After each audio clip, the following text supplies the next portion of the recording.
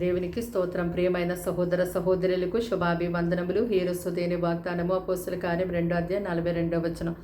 వీరు అపోస్తుల బోధయందు సహవాసమందు రొట్టె విరిచడియందు ప్రార్థన చేయడియందు ఎడతెగక ఉండిరి. చూడండి, ప్రభువైన యేసుక్రీస్తునందు విశ్వాసముంచి ఆయన నామములో బాప్తిజం పొందినటువంటి ప్రతి ఒక్కరు కూడా ప్రతిరోజు ప్రభు కొరకు ప్రత్యేకముగా జీవించేవారుగానే ఉండాలి. అయితే కొందరు క్రీస్తును ధరించుకున్నప్పటికీ ఇంకా ఈ లోక విషయాలను ప్రేమిస్తూ ఈ లోక విషయాల్లోనే మునిగి తేలుతూ ఉంటూ ఉన్నారు.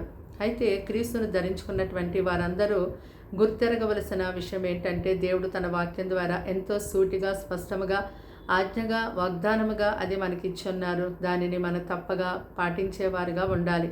అది ఏమిటి అంటే, మనము దేవుని యొక్క బోధయందు, ఆయన యొక్క సహవాసములో, ఆయన యొక్క శరీరము రక్త విషయంలో, అలాగే ప్రార్థించే విషయంలో ఎంతో మనం నిలిచి ఉండాలి. ఎడతెగక మనం దాన్ని కొనసాగించేవారుగానే ఉండాలి.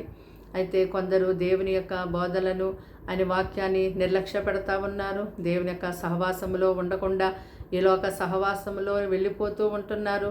అయితే దేవుని యొక్క శరీరము, దేవుని యొక్క రక్తం విషయంలో కూడా ఎంతో అలక్ష్యంగా, నిర్లక్ష్యంగా ఉంటూ ఉన్నారు. అలాగే ఎంత మాత్రం కూడా ప్రార్థన జీవితం లేకుండా చాలా నిర్లక్ష్యంగా జీవించేవారుగా ఉంటూ ఉన్నారు. అయితే దేవుని యొక్క రాకడ ఎంతో సమీపంగా ఉంది. దేవుడు సెలవిచ్చినటువంటి ఆయన యొక్క వాక్యాన్ని ఇంతవరకు మీరు పట్టించుకోకుండా నిర్లక్ష్యంగా మీరు జీవించారేమో.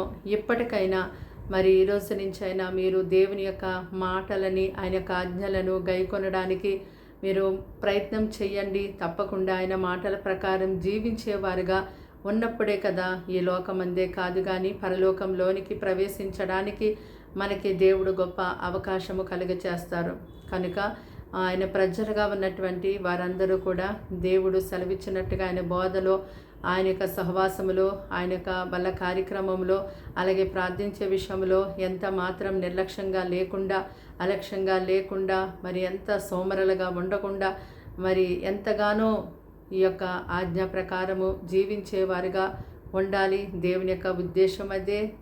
దేవుడు తన ప్రజల పట్ల చెయ్యాలని ఇచ్చినటువంటి కార్యం ఇదే. కనుక దీనిని మనము తప్పకుండా మన బ్రతుకులో, మన బ్రతికినంత కాలము కూడా దీని ప్రకారం మనం చేయవారుగా ఉండాలి. అలా ఉన్నప్పుడే ఆయన రాకడలో మనం ఎత్తబడతాము. ఆయన యొక్క రాజ్యములో యుగయుగములు ఆయనతో పాటు మనము నివాసము చేస్తాము. ప్రార్థన. దేవానికి వందనములు, స్తోత్రాలు, స్తుతులు చెల్లిస్తున్నాం తండ్రి. మాటలు వింటున్న నీ బిడ్డల్ని మీ రక్తంతో కడిగి ముట్టి పరిశుద్ధపరిచి పవిత్రపరచండి ప్రభా. వారికి, వారింటి వారికి రక్షణ ఇవ్వండి. ముఖ్యంగా నీ నామలో బాప్తిజం పొందుకున్న వారందరూ ప్రభా, ఇదిగో నీ బోధయందు సహవాసంలో, రొట్టె విరిచటలో, ప్రార్థన చేయటలో ఎడతెగక ఉండే వారిగా ఉండుటకు సహాయం చేతండి. నీ సన్నిధికి వెళ్లకుండా, నీ సహవాసంలో ఉండకుండా, నీ బోధను అయ్యా చెవియొగ్గి వినకుండా తండ్రి, ప్రార్థన చేయకుండా ఎవరినైతే ఏ దుష్టుడు ఏ రీతిగా బంధించి ఉన్నాడో తండ్రి, ఆ బంధకములు తీసివేసి నాయన నీ ప్రజలు నీలో నాయన నడిపించండి. నీ మాట ప్రకారం చేయవారిగా మరలా వారిని లేవనెత్తి వారిని నడిపించండి ప్రభు. వాని స్తోత్రములు తండ్రి. వారి పిల్లల్ని పోషించండి. వారికి ఉన్న ప్రతి సమస్యను తొలగించండి. ప్రతి అక్కర తీర్చండి. నీకు భయపడి, నీకు లోబడి తండ్రి నాయన అయ్యా నీ ప్రజలు గొప్పగా ఎల్లప్పుడూ జీవించుదురుగాక తండ్రి.